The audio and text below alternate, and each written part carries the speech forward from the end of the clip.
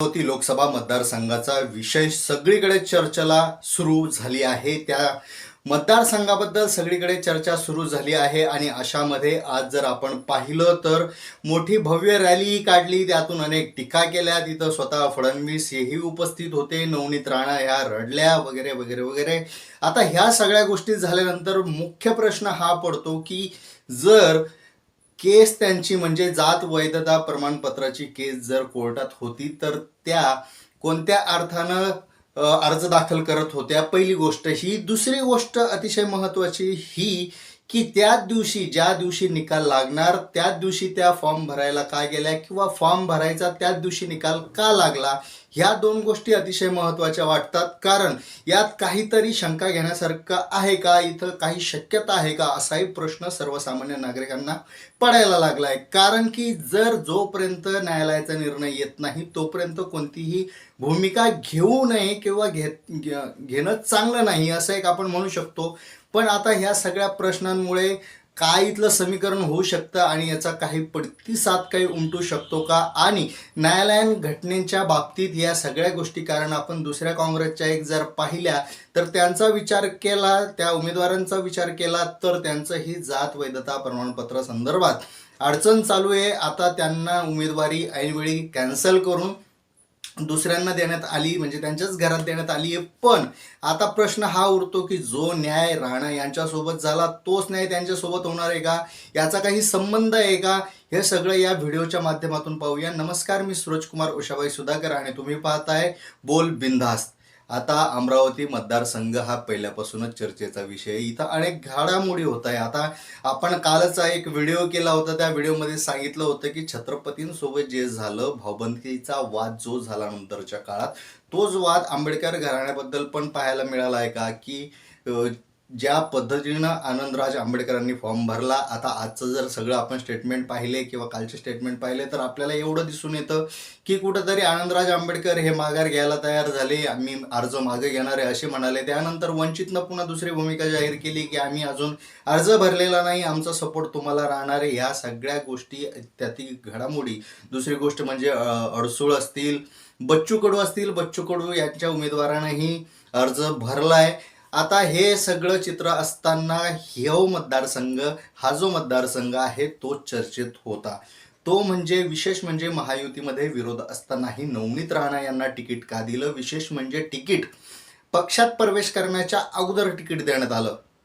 आता हे सगळे समीकरण भारतीय जनता पक्षाला अगोदरच माहिती होते का, हे आपल्या पक्षात येणार आहे हे राणा यांनाही माहीत होतं की आपण त्यांच्या पक्षात जाणार आहे, आपल्याला तिकीट भेटणारच आहे.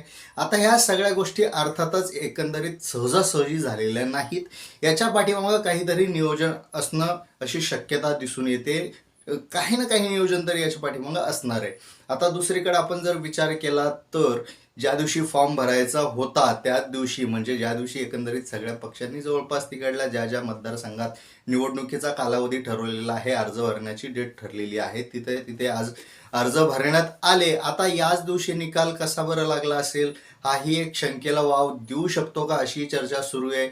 कारण एकतर अगोदर निर्णय लागायला पाहिजे होता किंवा ते निर्णय होल्डवर असायला पाहिजे होता. आता हा जर विचार केला तर हा काही योगायोग आहे का, काहीतरी यामागे षडयंत्र आहे, असंही एक प्रश्नचिन्ह उपस्थित होऊ शकतं. कारण गेल्याच आठवड्यात सर्वोच्च न्यायालयातील खूप साऱ्या वकिलांनी एक पत्र तयार केलं आणि त्यावर लिहिलं होतं की आमच्यावर कुठून तरी राजकीय दबाव टाकला जातोय आणि ह्या राजकीय दबावामुळे आम्हाला काम करता येत नाहीये. हे पत्र त्यांनी सर्वोच्च न्यायालयाचे जे जज आहेत त्यांना हे पत्र दिलं होतं, चंद्रचूड यांना. आता असं एक एकंदरीत वातावरण जर पाहिलं तर न्याय प्रक्रियेवरच जर राजकीय दडपण असेल तर कुठेतरी काहीतरी गडबडतंय का, काहीतरी गणतंय का, अशी चर्चा सुरू होते.